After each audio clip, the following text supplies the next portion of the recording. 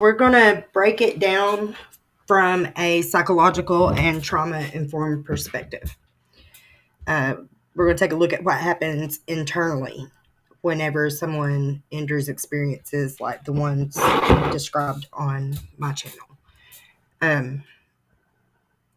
Exploitation of vulnerability.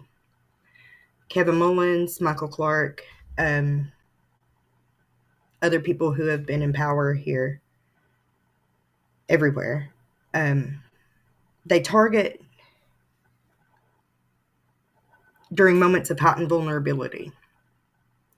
Recent divorce, financial instability, child support issues, the desperate need to care for your children, to provide for them when options are slim. The impact. When survival needs are at stake, the brain goes into survival mode and the nervous system narrows choices to what will keep me and my kids alive right now. And that often overrides personal boundaries. Later, survivors often feel guilt and shame for choices that were actually coerced by circumstances, which compounds trauma. The power imbalance and betrayal trauma. These men were authority figures, a judge, a preacher, a deputy. Positions like this carry built-in trust and respect. When they exploit that trust, the harm runs deeper. This creates what's called betrayal trauma.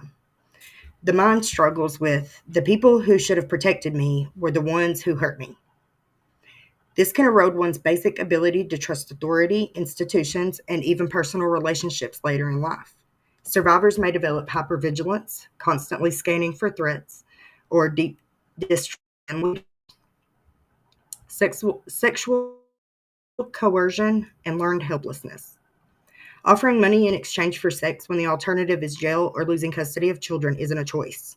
It's coercion under duress. The body and brain register this as assault, even if compliance occurs. Meaning, even if you say yes, as if you have a choice, the brain still registers it as an assault because it is.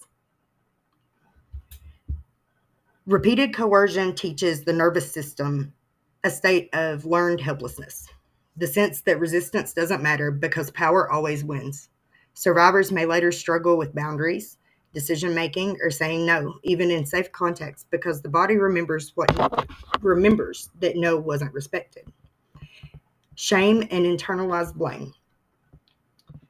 Here's the dynamic. Okay, survivors often describe feeling degraded or broken or disgusted with themselves. This happens because perpetrators displace their guilt onto the victim, while society often reinforces the narrative of choice instead of coercion.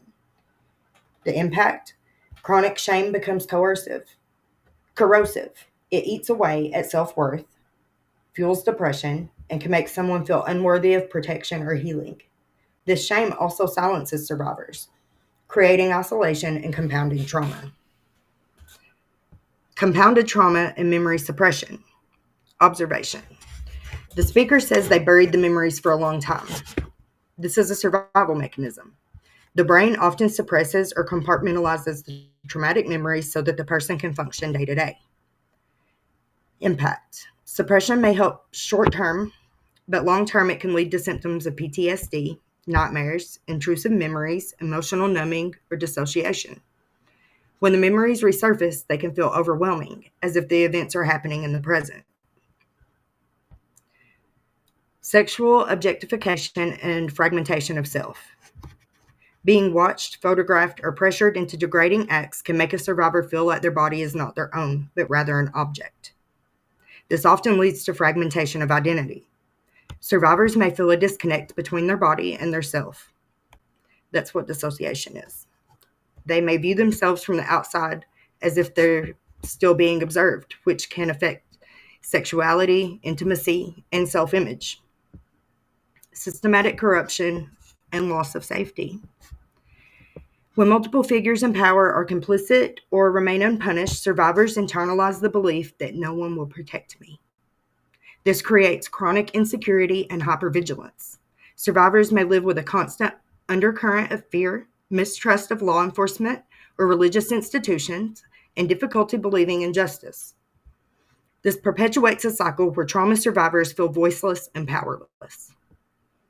Long-term psychological outcomes.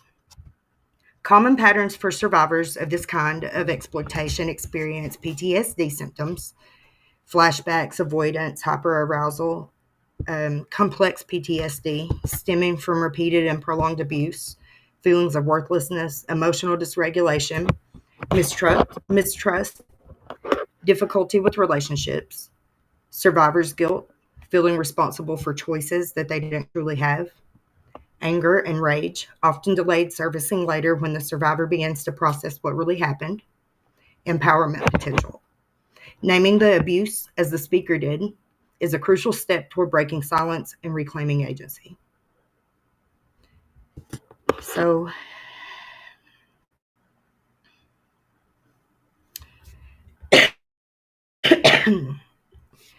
the people that we're talking about who have been subjected to systematic exploitation that weaponized their vulnerabilities, corrupted their survival instincts, and left them with betrayal, trauma, shame, and a fractured sense of safety.